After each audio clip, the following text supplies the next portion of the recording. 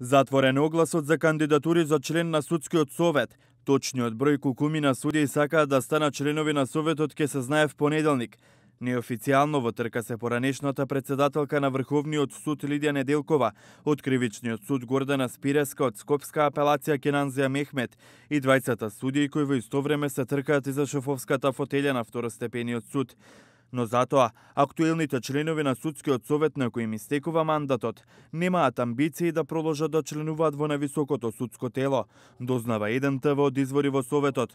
Од улога да оценуваат, избираат, разрешуваат судии Јелица Крстевска, Владко Самарџиски, Мери Дика и Маријанка Гоцевска Стефановска, кои беа избрани од редовите на судиите за членови на советот, се враќаат да судат. Мандатот им истекува во декември и ако имаат право на реизбор, сепак законската можност нема да ја искористат. На Александра Зафировска пак ќе завршува и вториот мандат во советот. Кој од 11 кандидати ќе седне на шефовската фотелја во апелација ќе одлучуваат и членовите на советот во заминување. Се е подготвено уште да се закаже дневниот ред, а досега немало кворум во судскиот совет за изборот, брифираат од таму. Моментално веде председател на Скопска апелација судиката Лидија Димчевска, која што воедно и кандидат за првата позиција на второстепениот суд. Од таму покрај неа во трка за шефовската фотелја се и судиите Кенанзија Мехмет, Ѓорги Радојков и Јованка Никодиновска.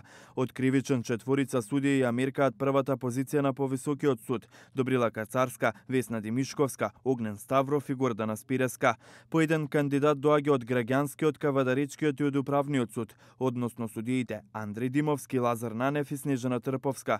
Членовите на советот треба да донесат и одлука и за евентуалното разрешување на 5 теми на врховни судии кои го ослободија бизнисменот Сеат Кочан од притвор, но и за извештај од ЗАКМИ системите, електронското распоредување на судските предмети во судовите.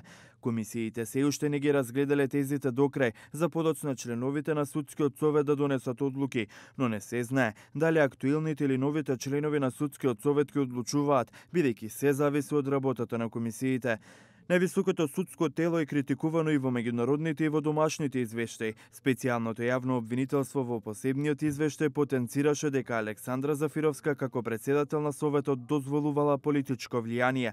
Нов закон за судски совет подготвува Министерството за правда. Се предвидува членовите паралелно и да судат, а со законското решение се очекува депрофесионализација на судскиот совет.